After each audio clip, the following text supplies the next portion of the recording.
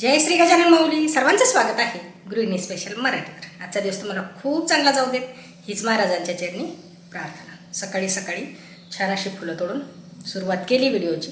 माझ्या व्हिडिओमध्ये माझ्या घराची बऱ्याच ताई म्हणजे असं की ताई खूप छान घर ठेवता तुम्ही, खूप छान असतं, अगदी स्वच्छ असतं. आज मी तुम्हाला घर दाखवते. माझं हे घर कधी कधी असतं असं, म्हणजे काही नाही की अगदी परफेक्टच असतं असं नाही. तुम्हाला मी घर दाखवते.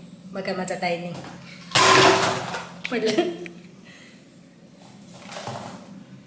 हा आहे डायनिंग. इथं जेवायला सुद्धा, जेवण करायला एका जणाला जेवण करायला बसायला सुद्धा जागा नाही. याचं कारण सांगते. कोणती पण वस्तू आपण घेतली की एक हे असते की पहिले तिला लावून पाहू. बरण्या घेतल्या, ह्या ऑनलाईन घेतल्या, तर धुतल्या मी. त्याच्यानंतर चांगल्या साफ केल्या, कोरड्या केल्या. पण इथे ठेवायची खूप घाई. तर इथल्या जे होत्या, ज्या वस्तू आहे, काही बरण्या कामाच्या होत्या, ह्या वर ठेवल्या. आणि याच्यामध्ये अजून म्हणजे सेट करायचं बाकी आहे. तर इथलं पूर्ण साहित्य जे होतं, बरण्या होत्या काही ठेवल्या, काही इथे डायनिंगवर पूर्ण काढून ठेवलं. हा कार्यक्रम केला रात्री, म्हणजे भांडे वगैरे झाले. त्याच्यानंतर हे श्रेयाचं चालू होतं की बरण्या लावून पाहू.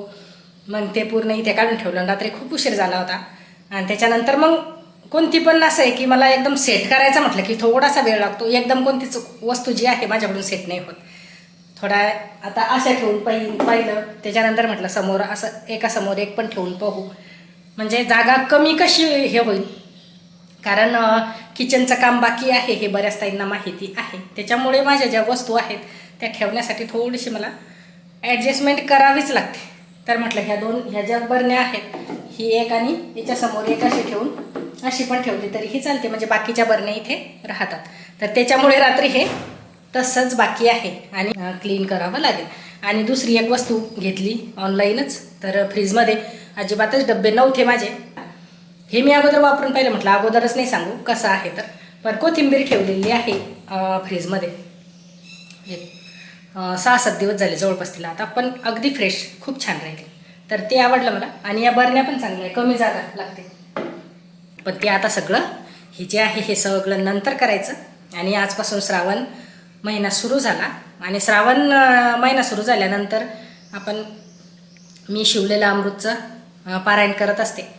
अगोदर आता पूजा करून घेणार, त्याच्यानंतर पारायण करून घेणार, आणि स्वयंपाक कपडे सगळं झालं की मग थोडंसं हे सेट करायला सुरुवात करणार.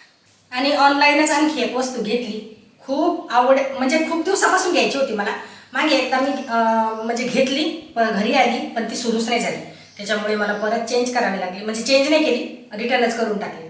पण आता म्हटलं नाही, आता परत बोलवून पाहू. तर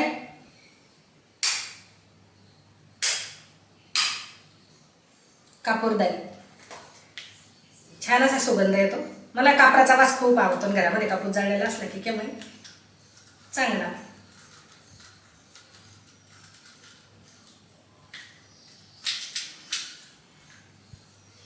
आणि कापूर वापरताना असं जर कापूर हे करायचं असेल तर भीमसेन कापूर वापरायचा, खूप छान असतं.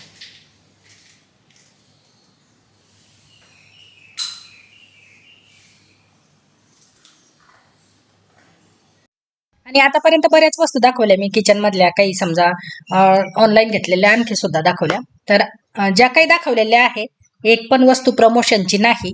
ह्या मी स्वतः घेतलेल्या आहे माझ्यासाठी, म्हणजे आवडल्या म्हणून घेतल्या. आणि खरंच म्हणजे एकही आतापर्यंत रिटर्न करायचं तरी काम पडलं नाही.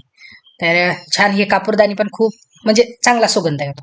त्याच्यानंतर पूजा वगैरे सगळी करून घेतली.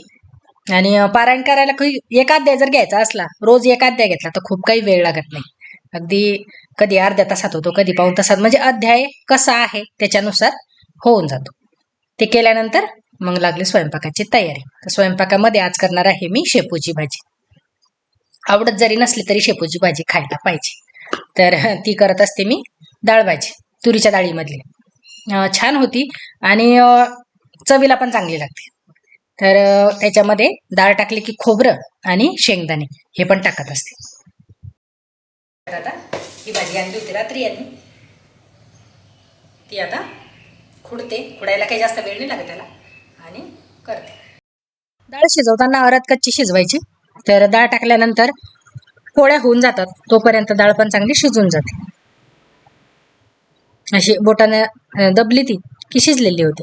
तर तेव्हा ही शेपूची भाजी बारीक चिरून म्हणजे धुवून वगैरे घेतली, चिरून घेतली आणि ती टाकली. ती पण थोडा वेळ शिजू दिली. त्याच्यानंतर फोडणीमध्ये तेल टाकलं, मोहरी टाकली, त्याच्यानंतर लसूण, जिरे, लाल मिरच्या, लाल मिरची पावडर, हळद आणि गरम मसाला हे जे काय आहे ते सर्व टाकायचं आणि त्याची द्यायची फोडणी. पाणी खूप पातळ नाही करायची ही भाजी, अगदी थोडंसंच पाणी टाकलं. छान होते चवीला आणि चवीपुरतं मीठ. तर ही भाजी बऱ्याच याच्या डाळीमध्ये होते, हरभऱ्याच्या डाळीमध्ये ज्या आवडते त्या पद्धतीने करायची. तुळस पहा कशी झाली, पूर्ण वळून गेली, एकही पान त्याला शिल्लक नाही, काढून टाकावी लागणार.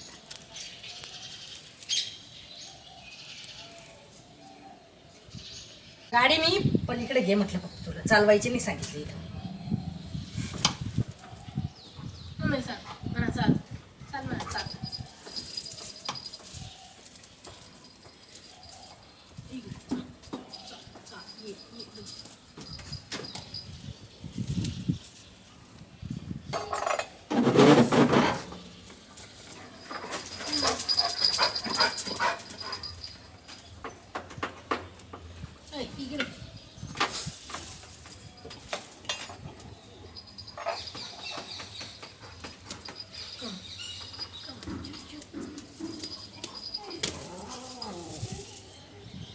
तिची बाहेर आला की तिचे मित्र लय लवकर भेटायला लागतात तिचे. मागच्या वर्षी हिच्यात 3 तुळशी शिल्लक झाल्या, चांगल्या वाढल्या.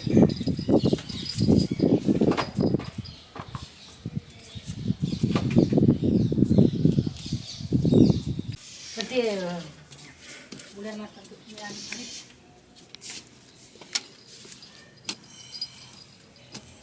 तुला सांगते मी, आपल्या घरी आहे म्हणा, पण लहान लहान रोपं आहे, काकूच्या घरी खूप आहे.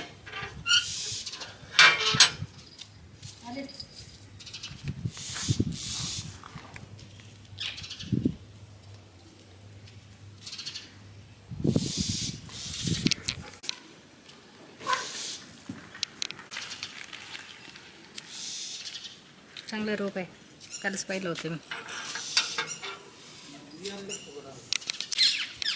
येतात ते पण एरीचील घाबरतात किती. एका वृंदावनामध्ये 3 तुळशी होत्या आणि तिन्ही पण दाटल्या होत्या, त्याच्यामुळे वाळल्या म्हणा किंवा उन्हाने जाऊ शकतात, कारण उन्हाळ्या सुरू झाला की इकडे जवळपास झाडं जातातच. तर ती जी मोठी होती ती काही मला काढता येत नव्हती, ती त्यांनी काढली. आणि त्याच्यानंतर खत आणलेलं नव्हतं घरून, ते म्हणत आपण टाकून पाहू. आतापर्यंत कधी काही आम्ही टाकलं नाही. आता रिझल्ट सध्या काही सांगू शकत नाही मी की नेमकं काय आहे, तर पण जेव्हा रिझल्ट जर चांगला आला तर एखाद्या व्हिडिओमध्ये नक्की दाखवेन मी. आणि खराब जर आला तर ते पण सांगेन की खत टाकायला पाहिजे की नाही तुळशीला. कारण एकदा यांनी खत आणलं होतं घरून असंच आम्ही, आणि प्रत्येक झाडाला दिलं, गुलाबाला, याला त्याला. तर जे काही झाडं आहे त्यातले ते गेले होते, तर त्याच्यामुळे प्रत्येक झाडाला खत देतात की नाही हे काही मला माहीत नाही. तर रिझल्ट जर चांगला आला तर नक्कीच सांगेन मी. आणि तुळस पण लावली, छान रोप होतं. तसं घरी पण बरेच रोपं होते, पण हे जे होतं थोडं मोठं होतं, त्याच्यामुळे लावताना थोडं मोठंच पाहिजे. ते केल्यानंतर मग डायनिंग टेबल वगैरे सगळं आवरून घेतलं, बरण्या त्या सेट केल्या पूर्ण, आणि जशा होत्या तशाच ठेवल्या, त्याच्यामध्ये काही जास्त बदल नाही केला. आणि ज्या काही होत्या समजा बाकीच्या काही दुसरीकडे जागा होती तिथे पण ठेवल्या. तर या पद्धतीने हा व्हिडिओ कंप्लीट झाला. कसा वाटला कमेंटमध्ये नक्की सांगा. नवीन असाल तर चॅनलला सबस्क्राईब करा, म्हणजे पुढचे व्हिडिओ तुमच्यापर्यंत लवकर येते. भेटू परत. धन्यवाद.